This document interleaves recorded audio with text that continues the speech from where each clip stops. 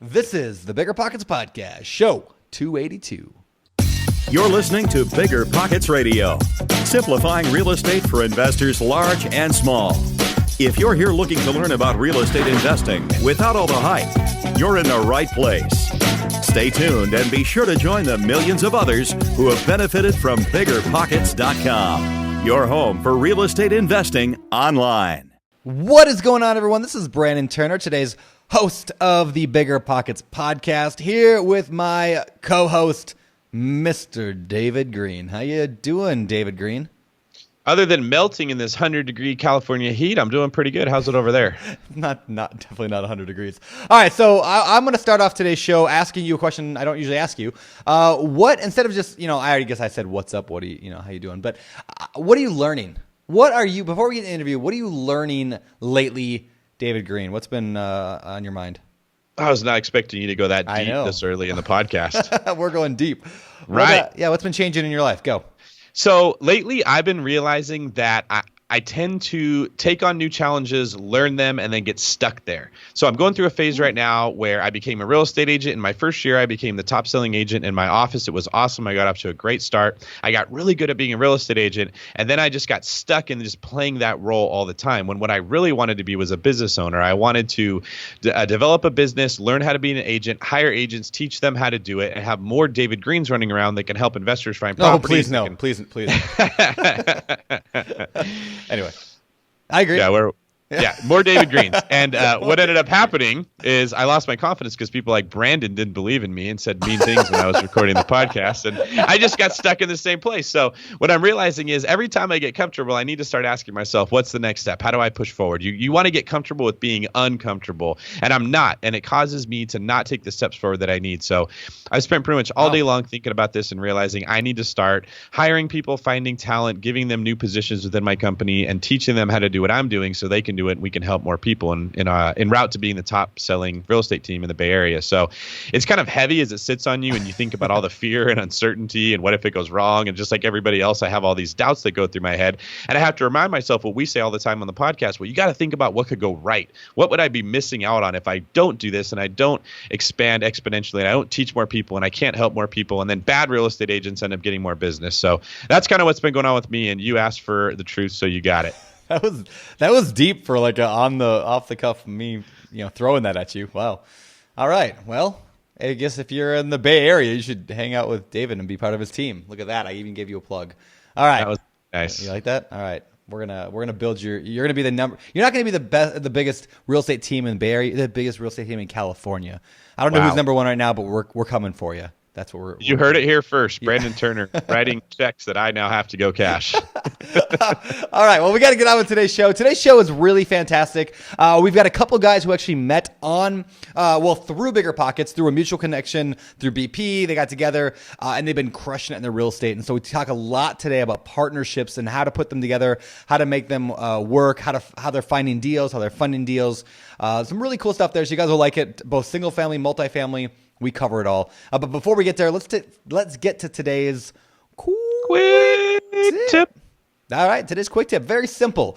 Because we're talking a lot about partnerships today, I want to encourage y'all. I'm not saying you have to go out and find a partner necessarily, but I want to encourage y'all to go find somebody on BiggerPockets in your local area. And there's a lot of ways to do that, but I recommend just type in your zip code at biggerpockets.com/meet, MEET. Type in your zip code there. Find somebody local and try to connect with them, whether it's send them a private message, go out and get a cup of coffee, whatever. You never know what will develop. And in fact, it doesn't mean you're going to partner with that person, but they might know somebody that can, maybe you'll work together someday. Maybe you share contractor ideas or strategies, whatever. Anyway, that is my not so quick tip today. You like it? I love that. I mean, that's basically how the Avengers became the Avengers, right? Is they found somebody who had a skill that was different than theirs, and they joined forces and they took down enemies that no one man alone could take down. And that's kind of what today's guest did. They kind of took the Avenger approach. That's pretty much exactly what I was thinking. All right, move. Yeah. Oh, let me ask you this, David. If you were an Avenger, who would you be of the Avengers? Oh, man. Who are you? I want to say the Hulk, but that's probably not true. I would want to say Iron Man, but I'm not that wealthy. I'd probably be Captain America because I'm kind of boring and a bit of a square, and I like to lead all the other people. I'm surprised though, Brandon, that you know who the Avengers are, because with the 2-year-old, all that you're really watching is like TV shows and Moana and like Teletubbies, right? Blippy. Hundreds Blippy. of hours of Blippy on YouTube. If you guys don't know Blippy, YouTube them. All right, so I would say Captain America too. The whole cop thing, it fits. So, all right, well, we're gonna move on and we're gonna get to today's show. But the last thing before we do, this coming week over on BiggerPockets, I'm going to be doing a live online class on how to run the numbers on a rental property. So if that interests you at all, if you want to see how I run my numbers, cash flow, cash and cash return, how I incorporate appreciation in there or how I don't, because I do a little bit, I don't. Even talk about BRRRR investing a little bit. We're going to be covering all of that live on a real life webinar, which is an online class. Sign up at biggerpockets.com/webinar. Again, biggerpockets.com/webinar, and I'll see you guys there. Now with that, let's get to our interview with Jay and Tim. All righty, Jay and Tim, welcome to the BiggerPockets podcast. How you guys doing?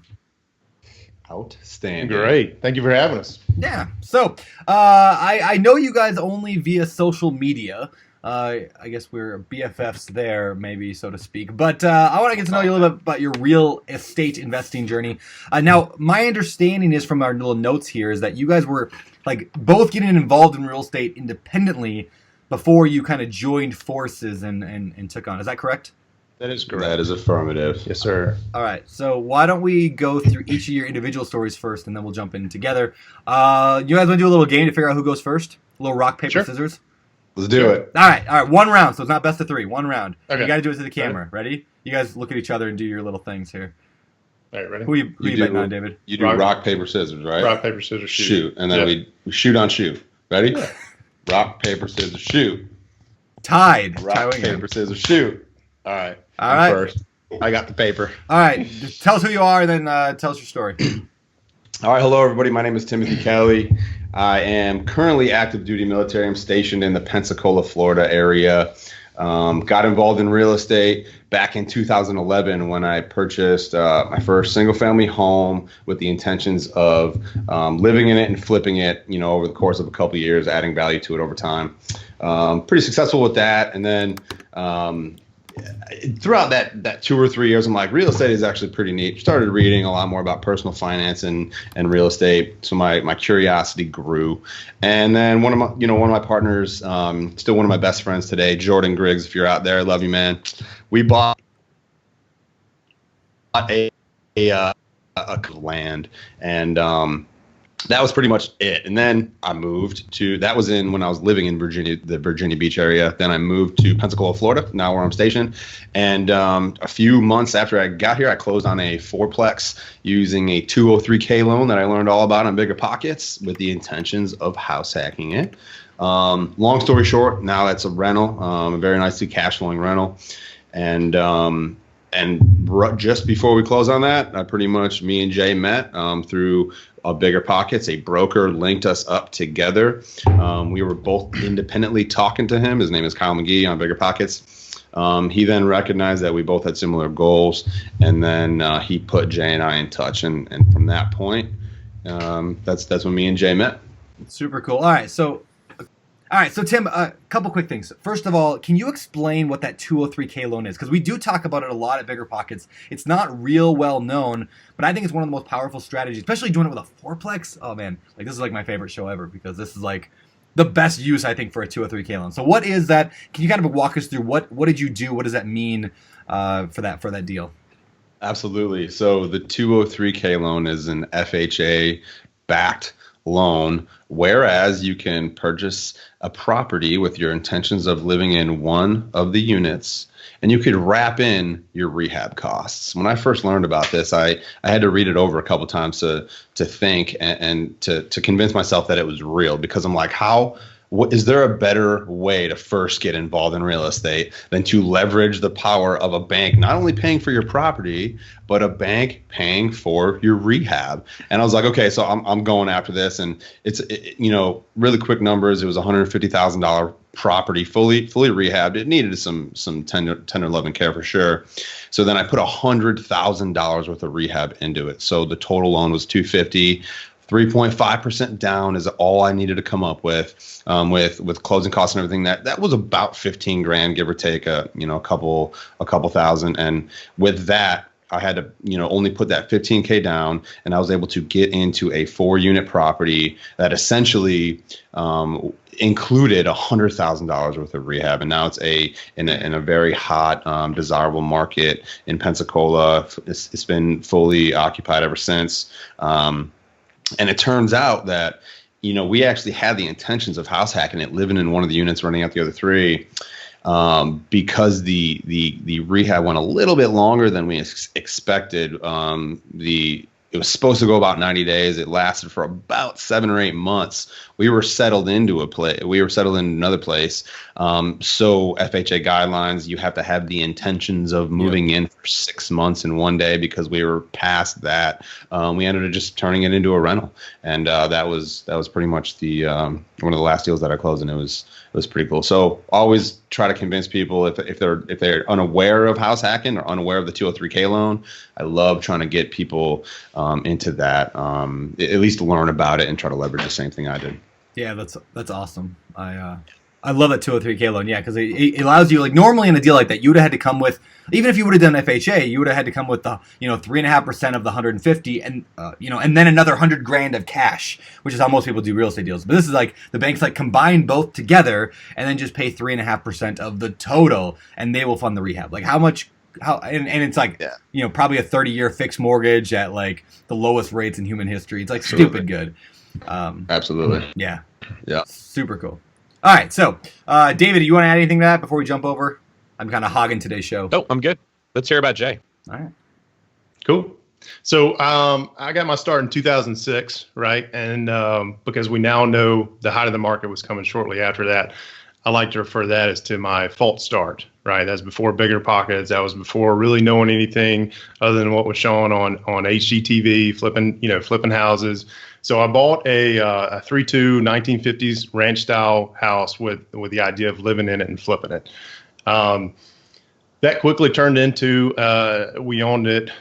Ended up being 8 years, right? So after a few years of being in there and flipping it or remodeling it, doing a lot of work myself, I met Cassie, who's now my wife. And luckily, she became my designer as well, because I was going to make some horrible decisions from the design of the property. So we ended up getting the property, our renovation included brand new windows all throughout, right? 1950 style. They were the metal frame, single pane glass, brand new kitchen, renovated sunroom, renovated bathrooms. Well, at that same time, or starting in 2008, I got an opportunity to move to Pensacola for my job. So we took it, and we initially wanted to sell it, but the broker I've been working with told me, hey, hold on to it. If you don't have money to come to close when you sell it, just hold on to it. So we did. We turned it into a rental. And then at that point in time, I found BiggerPockets. I learned how to actually analyze a property for cash flow. And I started figuring out, okay, it's costing me $300 a month to hold on to this property. And that's with height of the market rents for that neighborhood. So every February, I made a call to that broker saying, hey, is it time to list? No, not yet. No, not yet. So back in 2015 or 2014, it was time to sell, right? So we walked away with some equity into that. I now had all the knowledge that BiggerPockets had to offer at that time.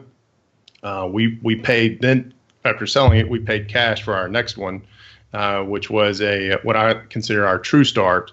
And it was a 1-bedroom, 1-bath. It was a foreclosure. We paid cash for it. We paid $23,000 cash for it. We put $9,000 into it, and it rented $600 a month from the time that it was ready. Wow. Right. So we just actually, and we thought we'd hold on to that property forever, right? And we just sold it in February. Didn't have it listed for sale. I don't even know how the guy found me, but he said, hey, I've been watching this house. I'd really like to buy it. He was a new investor, and we came up with a price that I was happy with. We sold it, and we're now using that money to 1031 exchange into a fourplex, which we're supposed to close tomorrow, but I just got notice that's going to be postponed just a little bit. So That's unusual. What are you talking about? Yeah, exactly. Cool. So that's it. That's how it got started. Right. So can you tell us a little bit about this live-in flip that you had? You guys have mentioned two awesome ways for people to break into real estate. One of them was FHA loan with the 203K aspect, and then this live and flip. Tell us how that looked, what you did, why that made it easier for you. Yeah. So the biggest thing that helped me at the time I bought it is I was single, right? I mean, this was a 1950 style house, had not been touched since the 50s. I mean, it had some of the funnest wallpaper, some of the funnest looking tile bathrooms, and the double oven stove was there. I mean, I think it was manufactured in the 50s. It was god awful ugly. So knowing that going into it, I knew I could put the sweat equity into it. Nights and weekends was a great time for me to do that. But then my wife came along, and it truly was a blessing. She moved in. We did the whole thing where we moved the kitchen into the living room, right? Our fridge is hooked up. We're eating microwave meals if we're not eating out. And she got in there with the best of them. Demo day was absolutely fun, ripping things up. I had to say, hey, don't let me do that part because I'm afraid you're going to get hurt. She's 5'8", maybe 110 pounds, and she's out there slinging a sledgehammer trying to knock stuff down. So doing that, and we are actually doing the same thing in this house that we're in right now. Is when we first moved in here, we didn't have a kitchen, right? We had a fridge, we had some folding tables, utility sink, but so I think part of that success is having the right partner. Is kind of where I'm circling around back to that is having somebody who's willing to go through that. And it has tremendously gotten more difficult from the first time we did it because we didn't have kids then. Now we've got a 3-year-old and a 1-year-old, and it makes it it's an adventure, right? Yeah. So you guys were able to save on hard money costs. You were able to save on, you didn't have to come up with a rehab money right away. You could kind of do some of this stuff yourself. And You just were smart enough to make it easy for yourself to get that first one under your belt. You kind of probably took some lumps like we all do on our first deal. You got a little bit of confidence built up, and then you're able to ramp up a little bit more. Am I hearing you right? Is that kind of what you guys did? Yeah, and I will say there is some value in contracting out, right? So that that 1-bedroom, 1-bath that I talked about earlier, we bought it. We closed on it when our son was 3 weeks old.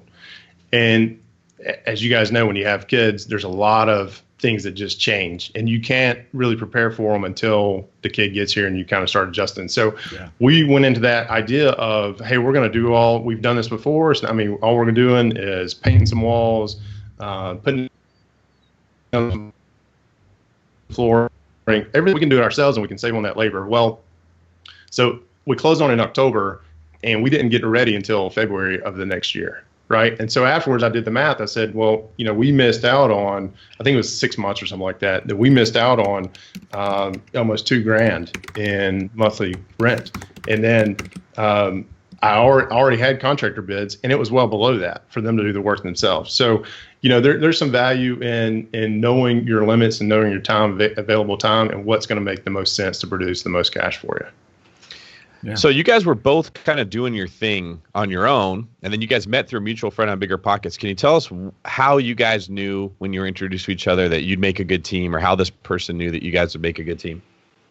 Tim's Hawaiian shirt. Yeah, yeah, it's the same shirt I was wearing when we met. No, so like I mentioned to before, via BiggerPockets, a broker that was on BiggerPockets was individually talking to myself as well as Jay individually, and we were all in the same area. And this broker, Kyle, knew that we had the same goals, and he took it upon himself to set a dinner up with all three of us where we can come and meet each other and chat and see how much more we could accomplish together as, all three of us. And from that point, Jay, I recognized we had the same goals. We knew initially we both wanted to do medium and large size multifamily for buy and hold. So our goals were on track and they were very concise. And then Jay and I both knew that we were both just as committed. This wasn't just a hobby. We weren't just playing around in real estate. We actually wanted to do big things in real estate, and we were actually committed to it. So that was easy to recognize that this is a business, not just a hobby. And then, at that point, 6 months later, we closed on an apartment complex together. Yep. So tell us about that. What apartment complex did you guys buy? What were some of the details behind it? Yeah, so it's a 42-unit apartment complex in Mobile County, Alabama. It was purchase price $700,000, and we wrapped a $200,000 renovation budget in there. It was built in 1980, and the previous owner, or the current owner that we bought it from, had it for about 10 years, and he was an elderly man who was trying to do a lot of things himself. And when I say elderly, he's in his mid 70s. Living at the property during the week. Self-managing. Yeah. So, the property, I think, was just as tired as he was, right, and trying to keep it up. So it was a great opportunity for us to take it on. We're scheduled to be done with renovations next week, as long as everything goes to plan. And that included, help me out here, we painted the exterior, right? Repaved the parking lot. Restriped the parking lot. We had some fencing we had to repair. We updated the playground equipment. We renamed it, completely renamed the whole entire community, from Timber Trace to Citronelle Square, just new, updated, fresh signs. And part of the renaming was the Timber Trace name did not have a very good reputation for the community, right? Yeah. And we wanted to make sure new ownership was involved, and that we're planning to turn things around. So, and then we also renovated 12 units, right? And there's some varying, depending on how poor shape the units were in. Most of them got new flooring, new paint, painted kitchen cabinets were brand new kitchen cabinets, new bathrooms, lighting fixtures, new outlet switches, the whole nine. So nice. Did you say how you found the deal? Did I miss that, or did we did not say that? Okay, how'd you find it? So the broker that we had met on that first dinner that we had. Okay, yep. The broker wasn't particularly as seasoned. He wasn't at the point where he's working on his CCIM. For those who understand commercial brokerage, he put us in touch with a lot more of a seasoned individual who had a CCIM, and he just had a lot more experience in the commercial world and multifamily world. And quickly after that, we were introduced to him. And then Jay and I built a relationship with him. We were very clear and concise in what we were looking for.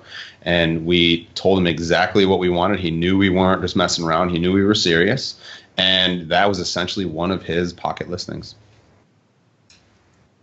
I love that you say clear and concise. I think you said that phrase earlier too, and I made a note to talk about it, because so many people have these goals or your plan or your what you're looking for in a property or in a partner or whatever, and it's I want this and this, and then I think this would be cool, but maybe this would be good, and maybe I want to do that, right? I love clear and concise goals or clear and concise objectives, right? So you say this is what we're looking for, is a small to medium-sized apartment complex in this type of thing. Yeah. Very easy to understand and very easy for people to get behind. So I would encourage everyone listening right now is figure out what you want and find out a way to make that more clear and concise, so that other people, you don't have to spend if you spend more than 10 seconds explaining to somebody what you want, it's probably too complicated. You need to focus in, right? And it does take some time, right, to figure out what you want, right? And if you can figure out why you want to invest in real estate, that whole investing criteria is going to get much more clear. Yeah. And David, as we were talking last week about, one of the most frustrating things I have when I get on the forums is somebody will put, is this a good deal? And they'll put these very minimum details about the deal. And my answer is, well, is this a good deal for you? Why do you want to buy it? What is driving your interest in this at all, right? And you got to figure out your why. Once you figure out your why, then you're going to be able to set goals to help support that why. Once you figure out your goals, you can establish investing criteria, and then you're just, as Tim was saying, clear and concise. Yeah, I love that. And I also would want to point out, you don't people are saying, well, if I don't know exactly what I want, right? So I don't know if I want a middle-sized apartment complex or if I want to maybe flip houses. Part of me likes to tell people it doesn't really matter too much, it all works. You can find an example of somebody getting wealthy in pretty much every single type of real estate in the world. So it's more important to pick something than to pick the right thing, I think. I mean, obviously you should pick something that works in your market and your abilities. But it's, again, one of those things, don't spend your entire life just going, I'm not really sure exactly what I want. Like, give yourself a deadline, put it on the calendar. Pick something that you think is about going to work. Like, you guys picked something and you went with it. Now, you could have gone with 100 other things. You picked that because you know it does work and you went with it and you got it, right? So I want to shift a little bit and talk about how you were able to pull that off. A $700,000 purchase, and then you said $200,000, right, in repairs. That's a lot of money to come out of pocket with, right? So I'm assuming you had some kind of financing or some kind of arrangement or something. Tim's couch cushions. Saving for years. Nice. I'm gonna come to your house. Anyway, okay, so how'd you pull it off? So we essentially, that was presented to us because Jay and I slowly became known as a couple individuals in this market who were serious about our goals and pursuing it. We did the diligence necessary. We did the research. We would go to the RIA meetings, and we would ensure that everybody knew what we were doing, what we were looking for, and thereby knew how serious we were. And so we had a couple other money partners that we actually brought in, who this new broker that gave us, showed us this pocket listing that we ended up closing. This broker had worked previously with these two other individuals that we were already talking about perhaps partnering on this deal with anyway. So now we have Jay and I, and then the other two partners who essentially brought the money in, who had experience in multifamily, who had experience in commercial, and who had a better reputation than we did because they had closed a number of deals in the past. So between the four of us, we kind of came together. Jay and I brought the deal. We did all the due diligence. And then the other two partners kind of brought the money in, and they brought a little bit of the expertise to oversee everything, just to make sure we're not, that we fill all the gaps before closing, that we can get to the closing table. And long story short, that's it in a nutshell. Right. Did you guys have to bring money yourselves in, or did you do it like how did that work out?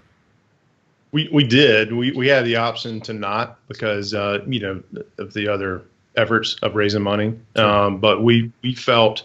Or at least I did. I felt, hey, this is my first deal. And I've had the question posed to me before is, how much are you investing? And, if in previous when I've said none, that quickly turned investors off, Yep. and to circle that, I've kind of went back around and followed up with those guys and said, well, would it make a difference if I were signing on the note for the loan, right? You're not liable, but I am.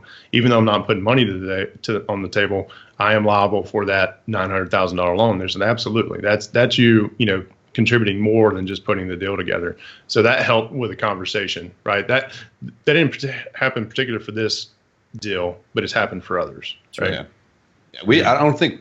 Long story short, I don't think we needed to invest, but it was such a good deal that Jay and I both ended up investing. But he brings up such a good point. When you're syndicating a deal, if you're investors who are passive, who are all they want to know is they want to know about the deal, but they want to trust the people who are the asset managers before anything else. They want if it's a question that they're not particularly investing as the asset managers, they're like, well, why would I invest if the asset managers who know the deal better than anybody else are not investing? So especially for your first indication, that we felt like we should have invested. Plus, we wanted to. It was such a killer deal anyway. So. Yeah, that's cool. So let me talk about this idea. I love the idea of bringing in partners to bring the money, or the majority of the money, right? To be able to pull down these larger deals. A lot of people, would rather have the entire thing. Of course, we all would rather have 100%, right? But what's the phrase that we always say around BiggerPockets? Like 100% of a great deal is better than 50%. Or no, 50% of a great deal is better than 100% of no deal, right? Yeah. But I want to talk about the actual partners that you brought in a little bit. Did you find them first, or did you find the deal first? And then second half of that question, how do you recommend other people doing it? Like if you were to give advice to somebody else, should they find the money partner first and then go get the deal, or vice versa? So it's the way it happened was. Went to a RIA when I first got here. The first month that I was here, I went to that first RIA meeting, and it was in the process of growing, the Real Estate Investment Association meeting. And for all the listeners, I can go on for hours talking about the power of going to your local real estate meetups. And if there's not one, create one on meetup and establish. So essentially went to the RIA, and the first meeting I let everybody know exactly what I was doing, looking for multifamily, B and C class for value add opportunities, blah, blah, blah. And I went straight to the president of the RIA afterward and said, hey, Matt, this is, I'm Tim Kelly, blah, blah, blah. This is what I'm looking for. He directed me straight to those other two money partners who couldn't make that meeting. But he's like, these are the two guys that you need to link up with because they're known as the commercial multifamily apartment guys. That next week, I set a meeting up with one of them because those two individuals are both also active duty military. So we all have kind of strict schedules. And I met a meeting up with him. I showed him the deal that we were looking at. And he immediately knew that it was a solid deal. And he didn't come out and say it, but he's like, I want to be a part of this. And then about the next month, me and Jay presented it to them, say, hey, we're trying to syndicate. Would you guys be willing to be a part of this and to help us get to the closing table? And that's how it happened. Yeah. Is there anything else you want to add? Yeah. So another point to that is if you don't know who to talk to and you're very an introvert like myself, right? You don't like to get up in front of crowds like Tim does. One of the things, and I heard this, we've heard several different versions of this, but I heard this version on a different podcast recently is about, start talking to your friends and family. Say, hey, I want to start investing in real estate. Who should I talk to? Well, take it one step further, and this is the part I heard on a different podcast was, if you were to get fired today, who are the 10 to 15 people you would call to say, okay, what should my next step be, right? And those are the 10 or 15 people you need to call and say, hey, I want to start investing in real estate. Who should I be talking to, right? Because those are going to be the people who give you the best advice. And they're probably much more awesome. Well connected. Yeah, that's so good. One other thing you brought up, I've never heard anybody say this strategy before, and I don't think you meant to do it. You didn't do it on purpose, I don't think. But it's still really, really awesome.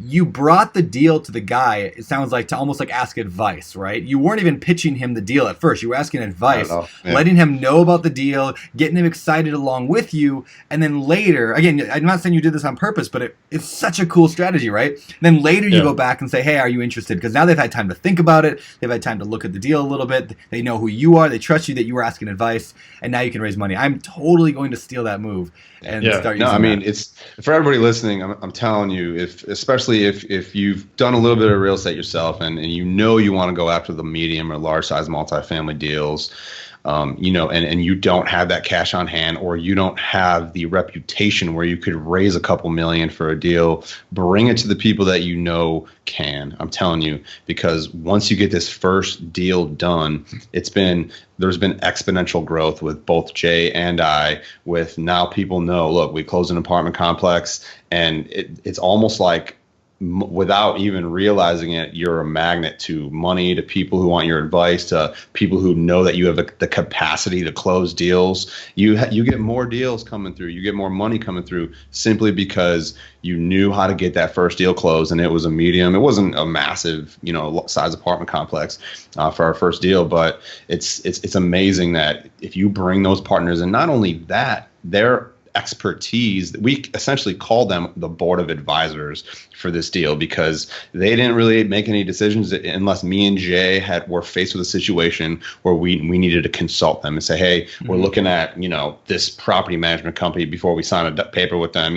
We want your input on that, because that's a major decision when you're just figuring out who's going to manage a property. So another thing, again, just for all the listeners, partner with people who have the capacity to close. Don't try to tackle yourself. If you can, by all means, do it. But that is one of the easiest ways to get in to larger scale deals, is to bring partners in who have already done it. Yeah, and just to add to that, the only thing that I would critique on the way that we did it is we waited until after our deal package together on our first deal, and then we started presenting it to potential investors.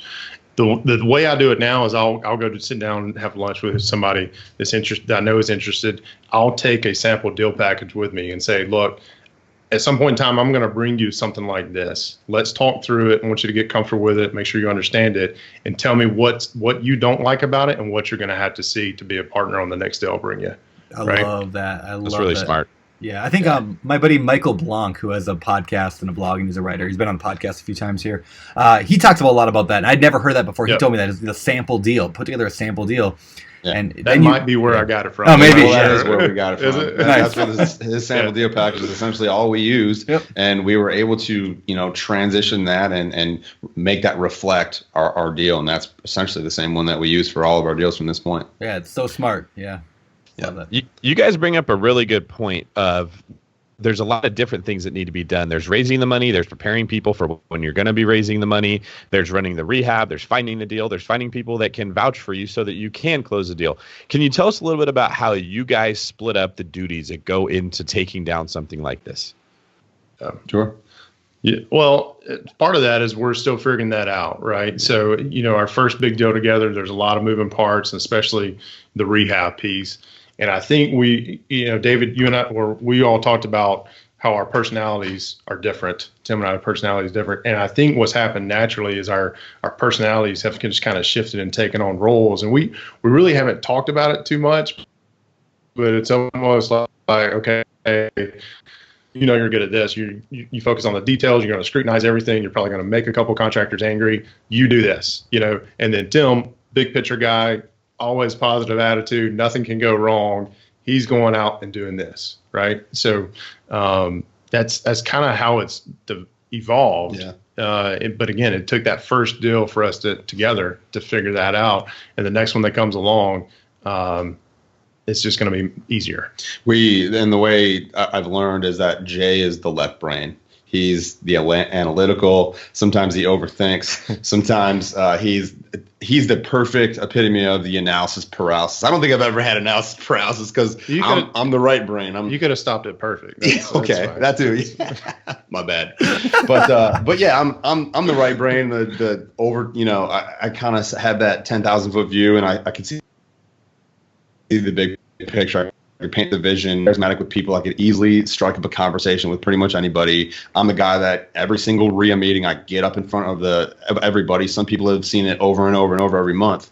And I tell everybody who we are, what we do, exactly what we're looking for. And then 5 minutes later, you're surrounded by people who either have something for you or could get you in touch with somebody who can provide that for you. And again, I'm the right brain guy, and it's like almost like the perfect partnership, and that's what we always try to tell people when they're looking for partners. Highly recommend one is the analytical, data-driven left brain, and the other one is the more the visionary, the right brain, more charismatic, could pretty much converse with anybody and talk about real estate with anybody. Yeah, it's awesome. I want to point out a couple quick things here. We talked about it briefly earlier about how you guys would go to these local events, and that I always suggest if you don't have an event, start an event. I wanted to point out the URL for that on BiggerPockets is biggerpockets.com/events. Right, you can go there, you can see what events in your area, and if you want to start one, go ahead and do that. One other thing I'll point out too, though, is one of the powerful things at an event, if you're hosting an event, you're at an event, and it sounds like you guys have this at yours, is where people like stand up in front of the group and just say who you are and what you're looking for. I know some of the clubs around here call it like the haves and wants section or something like that, and they do what do they have, what do they want, right? I want to point out, obviously, take part of that if you're at an event like that. Make sure you do that. But I'll also point out that over on the BiggerPockets forums, there's a place called the BiggerPockets Marketplace. And a lot of people know the Marketplace as where the deals are, right? You can go and like a lot of people list wholesale deals there and flips and things like that. It's great. But what people don't always know is you can use that as your haves or wants. Like go in there and introduce yourself. If you're a pro member anyway, you can post in the forums and the Marketplace.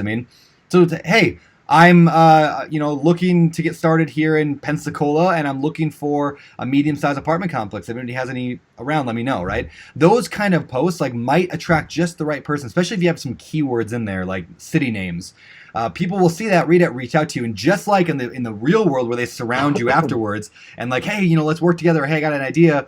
They'll do that on the digital world as well. So I just wanted to point out there's two things for people. So biggerpockets.com/events and biggerpockets.com/marketplace. And I'm telling you, Brandon, that's amazing advice too. If you could, set a weekly reminder to just repost it automatic. You don't even think about it. It will take you 2 minutes to write and post. If you do that on a weekly basis, you'll be one of the first results when people are searching that, or you'll be always on the top. If you do it once and never do it again, you may or may not get any response. You're like, well, it's not powerful enough. That doesn't do it. Well, you got to be consistent. You got to be persistent, and you have to have so many no's before you get any yeses. So yeah, that's true.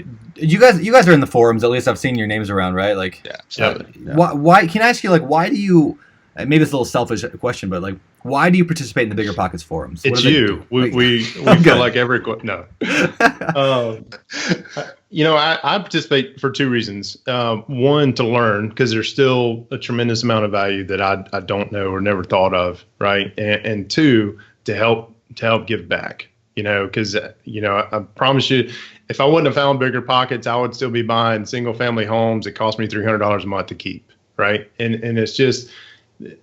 It was just a shift for me, and I feel like I owe it to you guys, to BiggerPockets, to help educate others and get past that initial question. Hey, here's a couple of numbers on a property. Is this a good deal? Well, it goes further than that, right? That's the beauty of BiggerPockets too. There's people who have just heard the term real estate and they're up here on BiggerPockets, all the way to people who are multi-million-dollar investors and everything in between. So if you just set a keyword notification and you say if you've done one deal and say if it's either a flip or maybe a small multifamily using a 203K, let's just, for example, if you've done a deal, set a keyword for that. So when people jump on the forums and they ask a question that you could answer because you have the experience to back it up, do that and try to do it, every week. And then at the same time, you can go, what question do you have? Post that question. You're going to have 100 responses. It's just amazing that the power of BiggerPockets is insane. And that's really we have to attest BiggerPockets a lot to where Jay and I are at. And I mean, we're nowhere near where we want to be in our goals, but BiggerPockets streamlines that process. It's if you leverage it properly. The selfish side of me is and maybe this is the way I'm wired and the way I learn, but the more I educate, the more I learn, if that makes sense. Yeah, absolutely. That makes, yeah. Absolutely. They say that you learn 90% of what you teach. Yeah. It's the best way to learn anything. I think one of the ways that I love to use BiggerPockets is when you're on the forums or you meet somebody through there, you can click on their name, you can look at their profile, and you can see all the ways they've contributed. And based on the types of things they're answering or the questions they're asking, you can get to know what kind of person that is, right? So if I went to your guys' profiles and I looked up Jay and I looked up Tim, I would see that Jay was answering questions that were very detail-oriented, that had to do with analysis, that had to do with making sure all your ducks are in a row. And Tim was giving encouraging advice and coming up with these grandiose plans and telling people like, man, this is what you got to do. You got to stop doing that. And then me knowing myself, I can figure out which kind of person that I need in my life to help me become a better investor, right? That's right. Yeah. The problem, I think, is that most of us are looking for people that are just like we are because we're more comfortable talking to people. So analyzers want to talk to analyzers, and they get in a circle of analyzation and they get their computers out and they have like a little like a geek, this is derogatory, but like they run these numbers and they leave 3 hours later and they feel like they just worked and they just did something, right? But they didn't. They just tickled their little analyzation. You've been to a Geek Fest lately, Jay? I did. I put up my propeller hat just for this. Right. Or the opposite happens where these like big thinkers get together and they plan out these like 15-year plans to take over the world and be the next Elon Musk, and then they don't do anything because they don't have an analyzation guy to actually put something in place and make it happen. You can't only talk to people that are like you. You got to find people that have the skills that you don't have. That's what makes really good teams. That's what the best sports teams, they have people that do each aspect of what their team's trying to accomplish at a really high level, and then they all play well together. And I just want to commend you guys for recognizing that and stepping into your comfort zone and putting it together, because now you have a really good partnership. The two of you have a good rapport. You know who's doing what, who's good at what, and you guys are you're gonna be successful in another deal, I'm sure. Yeah, and another thing I want to tell a quick little story about how when we didn't even know each other yet. We had just gone out to dinner and with that broker, we found this 42 unit deal, and it was still, we were conducting due diligence. I knew the first thing that we had to do was put a deal package together, an investment summary for the banks, for the investors, and et cetera. And so I built it using, Michael Blank's deal summary. That's one example deal summary that I had in my toolbox. So I pretty much just made that reflect our deal. And, I just an overview, and I put as much detail as I possibly could into it. And then, that night, I'm like, hey, Jay, check this out for review. I mean, within 24 hours, I truly believe that he had some kind of investment summary making guru like that he had in a back office of his house because of the detail and how amazing it was in a 24-hour time frame. Like all the detail he put in, all the pictures were on point. There was like all the legal terms were on every single page that is a professional grade deal package. And I'm like, all right, from this point forward, Jay, we already know who's going to be doing the deal packages in our partnership. And so that's just like, how we really realized that who was going to do what for that particular piece. That's funny. That's funny. Yeah. So now that you guys have found each other through networking, through BiggerPockets, and do you have any advice for other people who are listening to this that are like, I need that. I need a partner because I am the left brain or I am the right brain. I need somebody to come up with what I lack, right? What's the kind of the first couple steps you would advise for people looking for that? So know for sure you got to be patient with yourself, because you have to give people reasons to want to partner with you. And how do you do that? You do that by knowing what you're talking about, being able to speak the language by reading books, listening to this podcast over and over and over, even if it's not in the particular genre that you want to go after or the niche. So just educating yourself to where you can talk the talk and you know what you're talking about, being patient with yourself, and then going right back to having clear and concise goals and having it narrowed down into a 10 to 15 second elevator type pitch, not to sound salesy, just so you could repeat it over and over in your head 10 times. So when anybody asks you, what do you do or what are you looking for? My name is Tim. I focus on B and C type multifamily properties. We're focusing hard right now on mobile home communities and apartment complexes in desirable neighborhoods with a predictable path of progress. And if you could just fine tune that and tell everybody something similar for your own particular situation, people will take you a lot more serious. Yep. So be patient with yourself. Go to those RIA meetings, get in front of people, break out of your comfort zone. If you're one of those left brain type people like Jay, I know for me it's like second nature, so I'm not really out of my comfort zone when I'm doing that stuff. And then you have to portray yourself as a subject matter expert, even if you haven't closed a deal. At least talk the talk and say, this is what I'm looking for. I know exactly what I'm looking for, and then brokers will take you more serious too. So what else you got for finding partners? Finding partners, I would say the same thing as I do for finding brokers. It's you got to have that one-on-one time. I think meeting socially or through social media is one part of it, but you got to get some face time. You got to, there's really hard to portray genuality over the web, right? Or over text. So you've got to get some face time with them. And it's going to, like Tim said, got to be patient. It's going to take some time to develop. I think we were extremely lucky with Kyle having the foresight saying, hey, these guys have like-minded goals. Let me link them together. And I think he did it as he was hoping to get a deal out of it. And he still sends us leads, So I would just say that, don't be afraid to go grab coffee with somebody. Don't be afraid to go take them to lunch. Always buy lunch. If you ask somebody to go to lunch, always buy. It just lets people know that you're real and that you're serious and you're genuine. And I've been doing that with brokers and realtors for the last 6 months. And usually the conversation is about what interests them. Hey, what's going on in your world? What's going on with your family? That kind of thing. You get real, eventually get personal. Now, don't, the first meeting, come in and say, hey, I was stalking you on Facebook. What were you and your wife doing this weekend? That's not the way to do it. It's talk to them, just be a real person to them. Because now I've been doing that for 6 months or so. The deals that I'm starting to receive are much more solid. They're in tune with what we're looking for. And it's starting now. We haven't closed on anything through those, but the leads that are coming in are much more solid, right? Much more in our wheelhouse. Some of the sellers just think their properties are worth more than they are. So, but that's it. Yeah, well, Essentially, just read How to Win Friends and Influence People, Yeah, and pretty then much. apply Do that in real life situations. Be genuinely interested in others, I need to praise read that people in one. public. You still haven't read that I book? have not read that Oh book. man, it is a great well, that's book. good because the right brain part of the piece Yes. of the partnership has. So we're There you good. So okay, you mentioned sellers are thinking their properties are worth way too much, and so like you must have some criteria on what you think a good deal is. So can you kind of walk us through what is a good deal to you guys? What are you looking for? Yeah. So specifically, we're looking for, and the reason why we're looking for this, and we're talking about multifamily now, is just our investors are looking for a minimum of 15% cash on cash, or not. Excuse me, I did this the other day. I got those two mixed up. So 15% IRR, and then somewhere between the 7 and 10% ROI. ROI. Thank you. Yeah.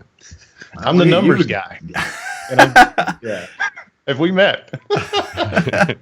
So, but the beauty about that, we've talked about our 42 unit apartment complex. The way we split that up, it was a 60-40 split, right? So the asset managers got 40% of the deal. The money guys got 60% of the deal. So the beauty of that, that what your investors are looking for.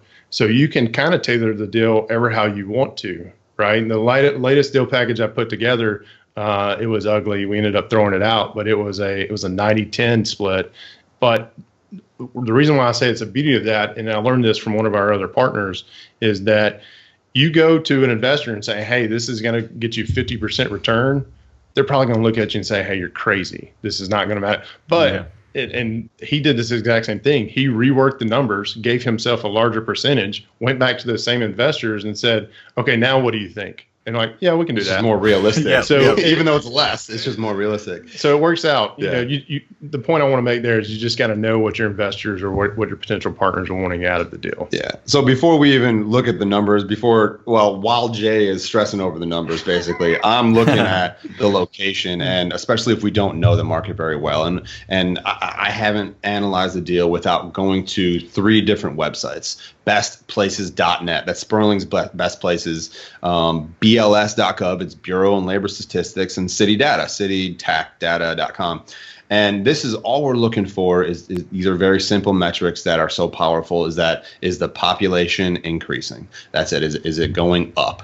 Higher than the average, which I think is like between 4 and 7%, depending on where you're looking per year, the average population growth.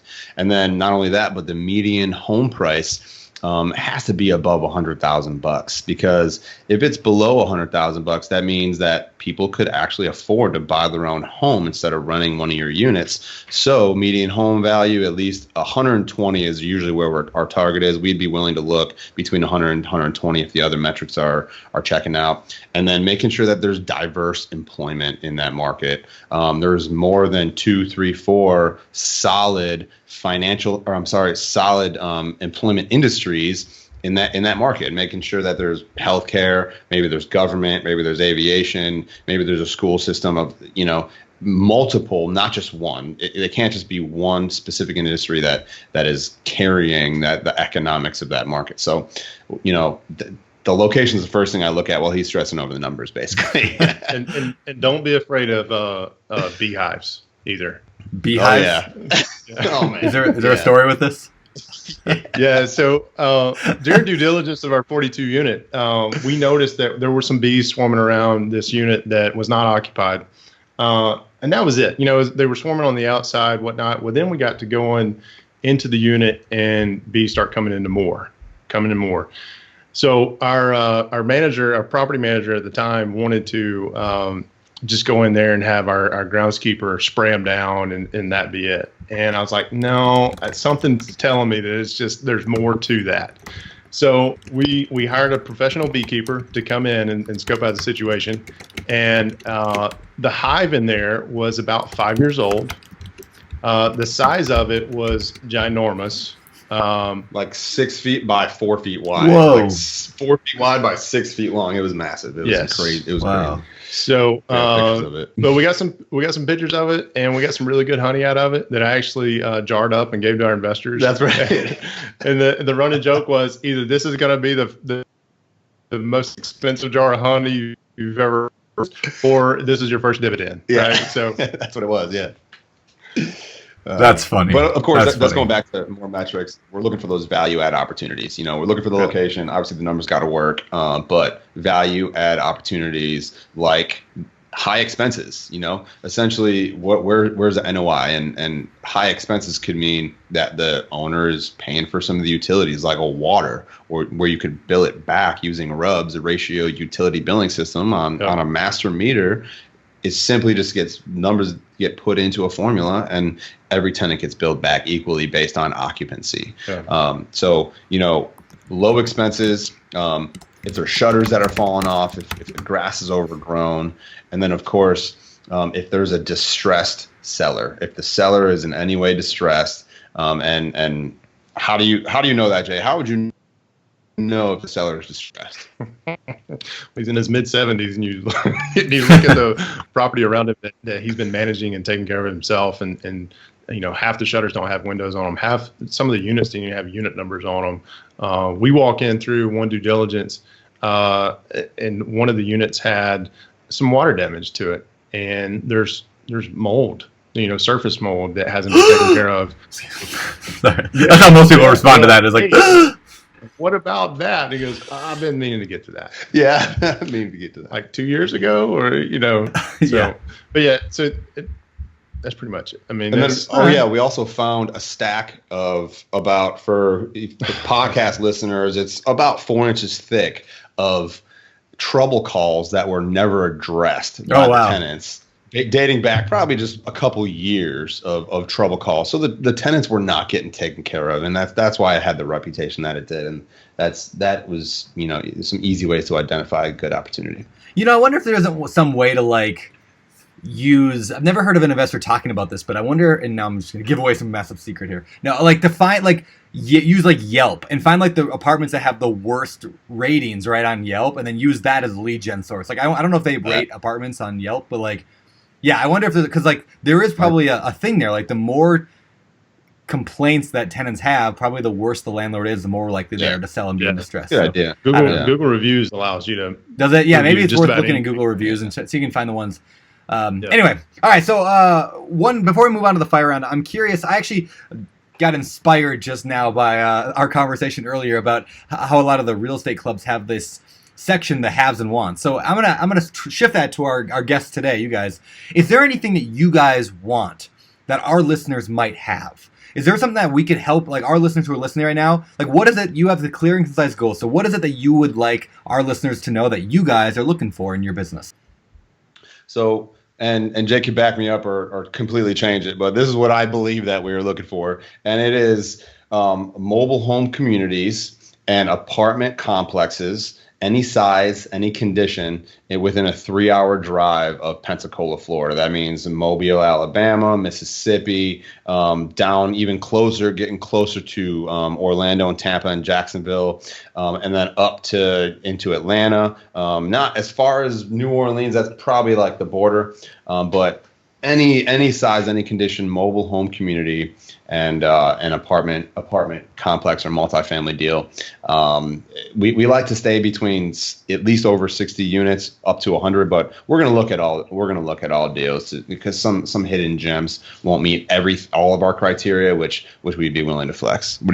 What's your response to that? Yeah, from an asset standpoint, absolutely. You know, I think too, and this is something I'm venturing off myself, is I really do want to give back. I think there's a niche that I can help serve and help and give back. And you guys at BiggerPockets do this too.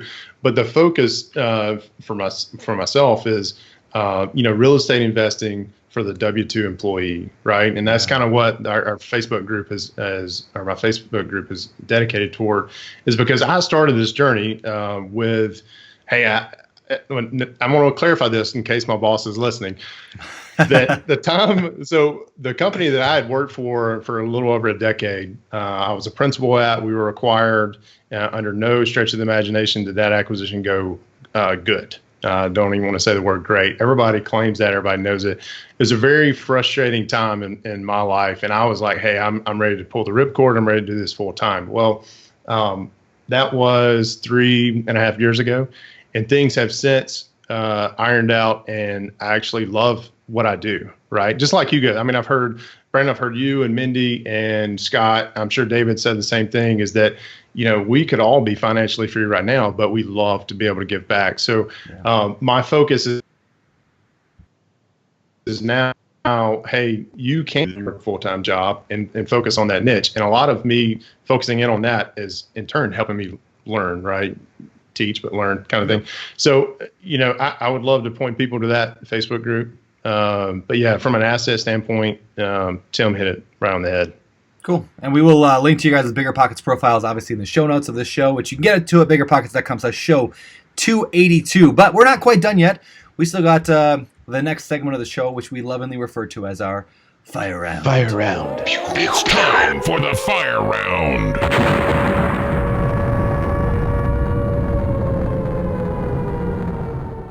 Today's Fire Round, of course, let's get to it. These questions come direct out of the BiggerPockets forums, and I know you guys are active there, so maybe you recognize the questions or maybe not. But let's see if you can help out some people who are in the forums. Number one, I like this question. I have 3 tenants. All of them are on a lease. A young woman, a young man, and the young man's father.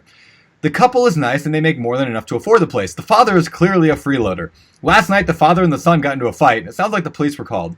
I'm waiting to see the copy of the police report. The dad got a restraining order first, so the couple can't stay. Okay, anyway, they're only 3 months into a year-long lease. Any advice? Should I keep the couple? Should I get them all out of there? What do I do? If the couple is gone and dad's living there, I'd be fine, with it. I would say if it went any further than that, I would seek your attorney's advice to see what you legally can do. Because I don't imagine in your lease it says something like, if you get in a fight with your wife or dad or whatever, you have to leave. I would focus on the legal aspects of it and get some advice on that. And I'm not the person qualified to give you that advice. And that's the thing. Before I'm going to even try to manufacture some kind of answer, I'm going to go straight to the property management team and say, how are you going to handle this? Yeah. And they have an amazing attorney on retainer, and he's going to be an instrumental piece in that decision. And there's a lot of depending factors, like what's the occupancy and all this. Is it going to make or break the numbers? But even if it did, it's someone like that's only going to escalate. There's no way that I could foresee that dad either moving out or essentially just changing his behavior overnight to where, okay, regardless of what you tell him or what you try to convince him, and so it's probably not going to get any better. It's only going to get worse at that point. Yeah. David Green, you're a cop. Any thoughts on that question? This is actually such a tricky situation for police because there's no crime committed, it sounds like, just an argument. And then a lot of people don't realize, like in my state, California, if you've been living in a place for a certain period of time, regardless of if you're a freeloader or not, you still have tenants' rights. And it actually has to go to civil court, and a judge has to evict you from like your parents' house if you're a kid and they've been living there for a long time. So the lease probably doesn't cover some of this stuff because legally it can't. So I think I would do exactly what Tim did. I'd go to property management and say, how are you going to handle this? What do you guys recommend we do? And then I probably wouldn't make a decision about who I'm going to try to kick out first. I would say we need to start paying a lot more attention to this house. I want a weekly walkthrough. Yep. I want to make sure it's not falling apart. I want to make sure the rents are paid on time. The first mistake they make, if I wanted to get rid of them, boom, that's what I would do. Yeah. But I wouldn't just jump right to that and think, oh, this could get bad, I better kick them out. No, just pay a little more attention, do a little more and diligence. Maybe go into a little bit more detail on your screening process. Yeah. Was the screening process in place at that point, or how did they get through the process? Yep. So, right. Maybe the dad wasn't even supposed to be there, and who knows? That's right. But I think it said he was all on the lease. He was on the lease. Yeah, he said he was on the lease. All right. Anyway, cool. All right, good question. What's funny is those kind of things do happen when you're managing your own properties all the time. We constantly deal with stuff like that, and most of the time our response is we just don't get involved unless the rent gets paid. Unless they break the lease. I don't get involved with the drama because there's always going to be drama with tenants. Like the lower income you have, the more drama you have, and it's just what it is. My first question was, are they paying rent on time every single month? Then it's like, then maybe we'll give them a little bit of flexibility, but. Yep.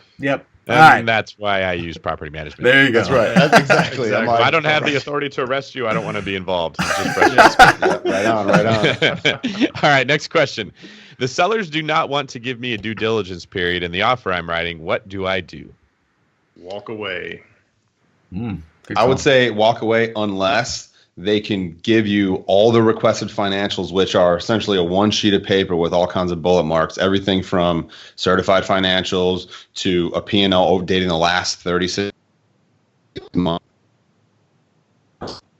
So all leases, if they can provide me everything I'm asking for, it's still going to be, that's only on paper, but you still need time to walk the property and take a vendor through. So I'm trying to figure out a way like around that. I'm just wondering how they're going to sell it. They're going to probably sell it to somebody who either is paying cash and doesn't know what they're doing, or somebody who has the resources to not conduct due diligence because they know the property very well and they have all financial data that they already have and that they already need. So it basically comes down to you've got a process that works. Yeah.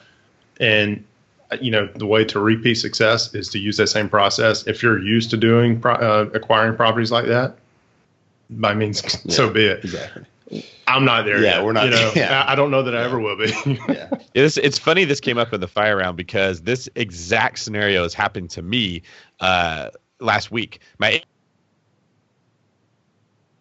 agent's calling me and I'm finally like, what? And she's like, there's a great deal. I really want you to buy it. So we go look into it and she says, okay, the sellers don't want to offer you a due diligence period. And I'm like, well, why? She's like, they just want to sell it just as is. They don't want to have to do any work. I said, okay, well, did they already do a home inspection that I can look at? No, they didn't do one.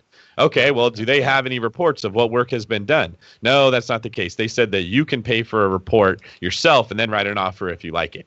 And I thought the same thing as you. Like, who's going to buy your house? If you're telling people, A, I won't give you a due diligence period, that just puts up red flags. So I'm going to probably pay more attention than I wouldn't have if you wouldn't have said that.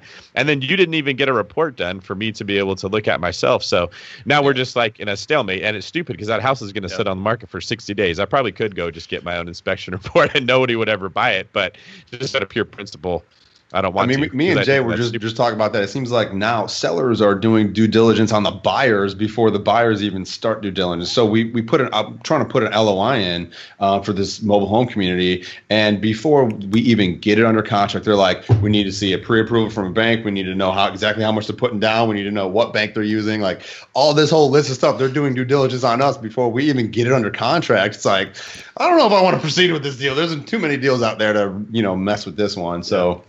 But that's funny. I just thought of that when you asked that question. And I know we're in the fire round, but I've got a similar experience. It wasn't a due diligence window. It was verifiable income, right? So I had a 36 pad mobile home park under contract, and kept asking. Initial request in the sales agreement was provide verifiable income and expense statements.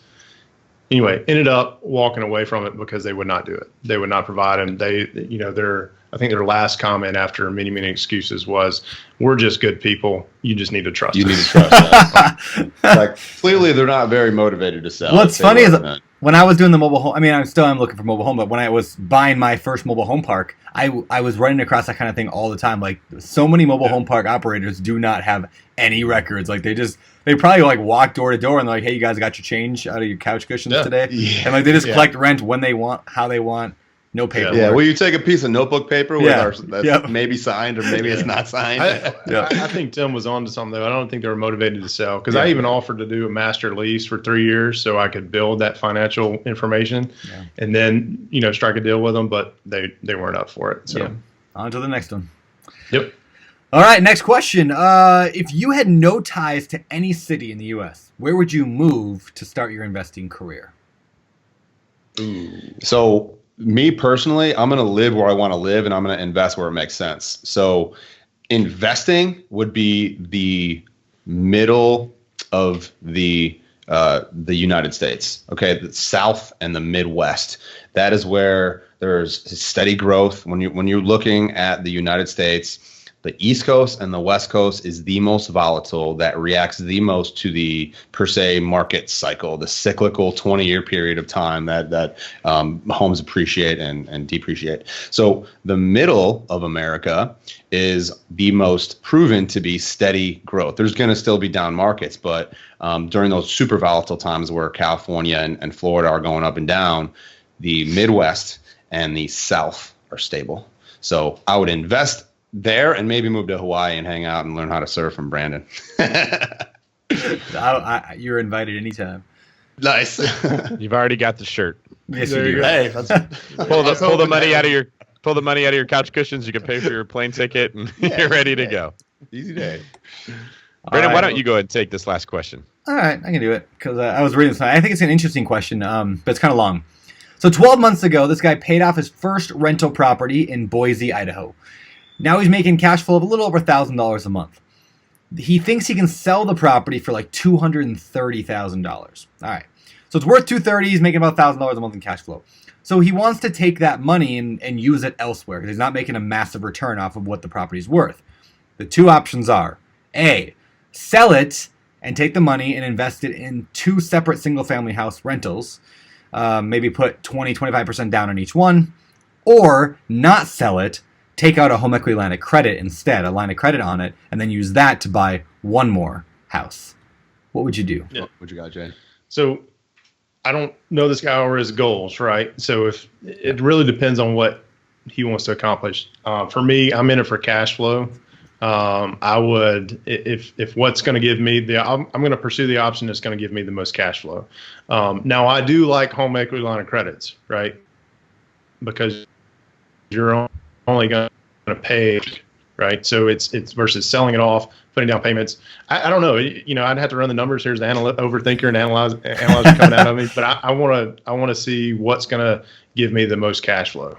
Yeah. I think it's a really good, interesting question. I never had anybody, ask it in the forums. I've never seen it before. That's why I wanted to bring it up, is because while this guy was talking about a paid off property, the same question comes up all the time from people wondering, should I sell the house I live in right now and buy a rental with it, or should I just refinance it or get a home equity line of credit?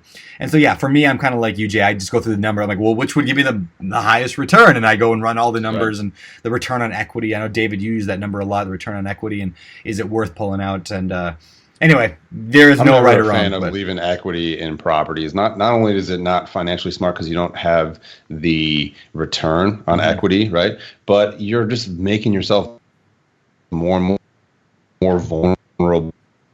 Our very litigious society, and the more equity that you have in your property, the more people are going to look at you and try to go after your assets if something happens. Yeah, you could have all the asset protection in the world and an umbrella policy on your insurance and everything, but there's not enough coverage. If you have a completely paid off property, they're going to look at you before they have someone who has 100 properties with low equity in every single one of them. So I don't foresee myself anytime in the near future leaving a whole lot of equity in any property. There you go. All right. All right, well, let's transition to the last segment of the show, which we call our Famous Four.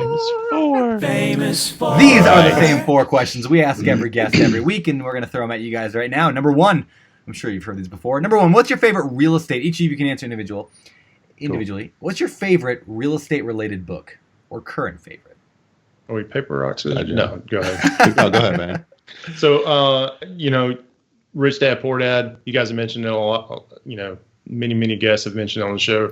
That book just, but there was a trifecta when I discovered that book, and it was actually discovered through BiggerPockets. But, we talked about the merger acquisition I was a part of and how horrible a nightmare that was. My wife was pregnant with our first child. Discovering that book just had a paradigm shift for me in the way I look at managing money and growing a lifestyle for us. So it has to be Rich Dad, Poor Dad. Yeah. So everybody defaults to Rich Dad Poor Dad because it's the mindset shit that gets everybody into. So I'm gonna have to say Rich Dad Poor Dad, but for real estate, I'm probably gonna have to go to Ken McElroy's ABCs of Real Estate Investing. Nice. He is the reason why I pretty much stopped looking at small residential property. I went straight for multifamily. It's like a literally, and Brandon, you're the one who mentioned it countless times over and over. So I'm like, all right, maybe I should buy it and I should read it. That was a couple of years ago. And it's a step-by-step guide of how to analyze multifamily property, how to conduct due diligence. And it's just like he simplifies everything. And then, of course, his advanced guide is the next one. So if I had to choose one, Rich Dad Poor Dad is that mindset shift, but the ABCs of real estate investing was probably had the most profound impact on my career so far. Isn't it scary how much advice we get from a guy who has to wear 2 sets of headsets? Yeah. Hey, double hearing protection, and it enhances the audio too. Yeah, Crazy. Nobody can see that, but like before the show started today, I'm at my buddy's house recording this podcast, hence the bad sound, and I put on a pair of headphones, and they're massive, they're like air traffic controller headphones. And then he got sitting here another pair of headphones, so I thought, why don't we throw those on too, and make the point. So I've got more headphones than any person could ever need. What's even funnier is people don't realize this, but Brandon suffered a concussion yesterday because he's too tall and he walked into the ceiling of the house where he's staying at. And it actually looks like he's wearing a special helmet to protect him from further concussions. That's because with these double headsets. His eye was also gouged out and he just doesn't see how funny it actually looks. He only has one working eye. I've had a rough few days, all right? I've had a rough few days here. It looks like we're visiting him in like the mental institution, and he's got a soft helmet on, and he's been poking himself in the eye. Poor guy. Yeah. But he's here, providing amazing content for all of us in this podcast. Wow. All right. Move it. Shifting back to you guys. Back to business. Let's not make fun of Brennan anymore. Tell me, what are your favorite business books? So, is this me? Yes, that's you this time. So I'll give you 2. I'm a big fan of Grant Cardone, anything he puts out. But are you guys familiar with Ryan Mickler at all? No. Order of Man. So he just recently released a book, Sovereignty, Battle for the Hearts and Minds of Men. It gets into business a little bit, but it is a little bit more inclusive about protect, preside, and provide for your family and what it takes to be a man. So that book, alongside Rich Dad, Poor Dad, it was a paradigm shift for me. Have you read Wild at Heart? Nope. That's one of David Green and I talk about that book a lot. Awesome book. We both love that book. It reminds me of what you just said about sovereignty. I haven't looked that one up, but I'll look it up. But I'll read it. Add it to the list right now. Yeah, Wild at Heart, awesome book. But anyway. All right, Tim. All right. So if I had to, again, there's so many great ones, and it turns out I'm gonna name 2 because they had equal impact on my life and my career. The first one would have to be Tax-Free Wealth by Tom Wheelwright. That is Rich Dad's advisor, his CPA, and everybody hears how many tax incentives you get investing in real estate, but he really just simplify. There's so many tax benefits and so many incentives, and he was the guy that made me understand the IRS and the fact that the IRS is not just trying to consume as much capital as possible from the W-2 earner. The IRS simply incentivizes certain behavior. That behavior is to provide housing and to provide jobs. If you invest in real estate, you happen to be doing both. So that's why the IRS gives so many tax cuts and so many tax benefits to investors. Plus, he goes on a tangent and kind of a step-by-step guide to choosing the CPA that's right for you. So tax-free wealth is huge. And then the second one is The Go-Giver. That one is an amazing book. It's just the 5 steps to stratospheric success or something like that, but it's all based on giving. It's all based on the more you give, the more you will receive. The amount of income that you earn is based on how much value you could bring, and how much you can give all day, but you have to also be open-handed and have to be willing to receive as well. So The Go-Giver, I'll have to throw out that was short read, super easy read. Even the Tax-Free Wealth, super easy read, but those are probably the 2 that I had to mention. Yeah, someone gave me The Go-Giver. I haven't read it yet. Oh man, dive in. It's great. Wow, somebody gave you The Go-Giver. Isn't that funny? Somebody was paying attention. All right, what about hobbies? What do you guys enjoy doing when you're not cleaning out beehives from abandoned apartments? Yep. Anything the family wants to do, love my family, love my wife, love my kids. We're situated in Gulf Breeze, which is between downtown Pensacola and Pensacola Beach. So, downtown Pensacola has been going through this revitalization for about 10 years now, and it's just an incredible, booming, area. So we hop down there if we get tired of going to the beach or on the boat or fishing or whatnot. Cool. All right. So, amazing, beautiful wife, Allison, spending as much time with her as possible. We don't have kids, so this is the time in our lives where the time together actually means a lot before we start becoming parents. And then, Brandon, you don't know this yet, but I too have a 4-pound Yorkie. He's amazing. Do you? His name is McGee. Best dog ever, man. I never thought I would be a dude that has a 4-pound Yorkie. I always wanted the German Shepherd or the Rottweiler because I'm a guy. But best dog ever. He's amazing. Did you spend as much time with them as possible? Of course. Did you name him McGee off the McGee and Me kids videos back when we were kids? Do you remember those at all? I never McGee and Me was like this. Oh my god! You remember those, David, right? Yeah. Anyway, they were like the Veggie Tales before Veggie Tales. Yeah, it was like They were 80s kids videos. Anyway, McGee and Me. My look it up wife on would YouTube. my wife and I first got together, she would call me McGee, just random. And then one of my favorite all time bands is Humphreys and McGee, awesome band out of Chicago, and that will transition into the fact that music is my passion. I can't live without music. I've been playing drums all my life. I play in a live band. I play in a band in this area. We have shows most weekends, Nice. and so I love going to see music. And that's one of the reasons why I wanted to get into real estate, so my wife and I could travel the world and go see music all over the world and enjoy it. It just takes me into a different mindset when I'm at seeing live music. And then just staying active, being on the water. We're at Pensacola Beach, is one of the finest beaches in Florida, and super clear. I like to scuba dive and stay active and enjoy the summertime. Awesome. Yeah. All right. Well, my last question. You guys can answer this independently if you want, or together. It doesn't matter. What do you think separates successful individuals from those who give up, fail, or never get started?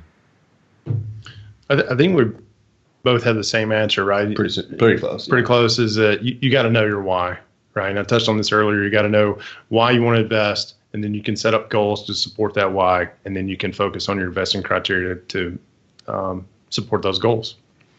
But you got to know why. And I could say it's the grit, never giving up. That's it. Just knowing that this is whatever's happening in your career, whatever you're failing at, know in the back of your head that this is all part of the process. Just keep going, keep talking to people. If there's a brick wall that you have faced, it's usually one person that's missing from the equation, or maybe one book or something that you just need to get that little piece of advice, or one podcast that you just need to listen to. Just don't give up, don't stop. And establishing your why, I have to emphasize that, because I spent so much time establishing my why. Not only why I want to do this for myself, because I want freedom and I want to give back and help promote financial education all over the world, but understand why people get into real estate. Really educate on yourself on why people get involved, why there's so much tax benefits, why the government struggles providing affordable housing,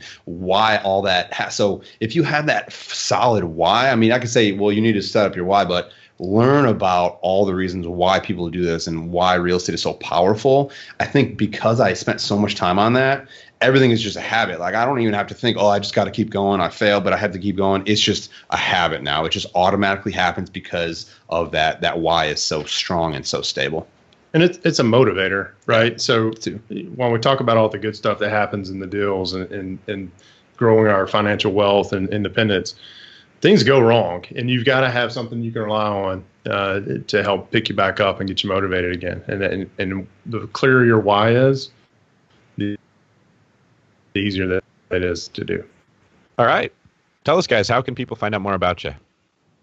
Yeah. So, of course, on BiggerPockets, I think I'm Timmy Kelly on BiggerPockets, and pretty active on Facebook and LinkedIn. Timmy Kelly on Facebook, and then LinkedIn is Timothy Kelly. Pretty active on Instagram, the Timothy Kelly, and then my website, Kelly Housing Group. It's probably any of those ways. And then you could always give me a call, area code 847-910-9161, or shoot me an email anytime, Tim, Tim, @KellyHG, Kelly, You just gave out your cell phone number to 200,000. Only 1% of them may even consider calling. By all means, I'm very, very open to it. All right, Jay, what's your cell phone number? Yeah, that's all you need to tell them. 555. There you go. So, I have a landing page that I'm pointing everybody to. Is helmsrei.com. From there, you can hop over. We got all the social media links. There's some things you can download. One of the things we talked about earlier, sample deal package. There's a link to the Facebook group. And email, of course, is on there. Helms, HELMSREI.com. All right. Good deal. Well, thank you, gentlemen. This has been a lot of fun today, and kind of excited to see where you guys head next in your little partnership. So super cool. Yeah. Absolutely. Thank you for having Brandon, watch your head. When I will. Yeah. That beam is too low. I had to make sure that you Thank you. Good man. All right, we're getting out of here. Adios. All right, see ya. Thanks, guys. Bye. Thanks. All right, that was our show with Jay Helms and Tim Kelly. Super, super cool. I love that story. I love hearing people who are, they connect on BiggerPockets or through BiggerPockets, getting together, working real estate together. Because, it's like you said in the intro, right? The Avengers, right? Sometimes we have things that we're really good at, some that we're not. You find people to work together, and you can take on a lot of bad guys. These guys took down a 42-unit property together. I would venture to guess that they would not have bought a 21-unit apartment individually. Yep. Right? Yep. So the sum of the parts is greater than the sum of the whole, or however that saying goes. That's definitely the case with these guys. So that's very encouraging. If you're not getting the success you want, maybe you're missing a partner. There you go. Yeah, I actually use a lot of partners in various deals. I've kind of always done that. In fact, I'm looking at another deal right now that I'm trying to put together, and I'm going to use a partnership for it. So more on that as it develops, but I'm kind of excited. Should push me over the 100-unit number that I was trying to get to. So we'll see. Wow. Yeah, That's really something. It's really something. I'm growing up, putting on my big boy pants. Anyway. 100-unit club. Yeah. I like it. We'll have to That'll be celebrate. if I get it, it'll be like the 150-unit club, which will be wow. That'll be pretty exciting. Yeah, we'll see. I'll tell you more about that later off the air because I don't have it under contract yet. So, all right, y'all. No, this has been fun. Thank you guys for joining us today. If you guys like this show, make sure you subscribe to this show, whether you're on iTunes, whether you're on Google, whether you're on YouTube, whether you're on Facebook, whatever. Subscribe, hit that little button, hit the little like buttons, share this with your friends. Make sure you like and comment and all that. And again, another good way to find partners. If you want to find people, start sharing stuff like this on your Facebook page. I'm not saying that for selfish reasons. Go share somebody else's stuff that's not even related to BP. Just share real estate content on your Facebook or on your Instagram or on your Snapchat or whatever you do. Snapchat if you're like 7. And let people know that you are into real estate, and they'll reach out to you, and you never know who you're going to find. So with that, DG, anything you want to add? I think you said it. If you ain't subscribing, you ain't trying. So you better go subscribe and let everyone know that you're legit. And with that, this is David Green for Brandon I Am Groot Turner signing off. You're listening to Bigger Pockets Radio, simplifying real estate for investors large and small. If you're here looking to learn about real estate investing without all the hype, you're in the right place. Be sure to join the millions of others who have benefited from BiggerPockets.com, your home for real estate investing online.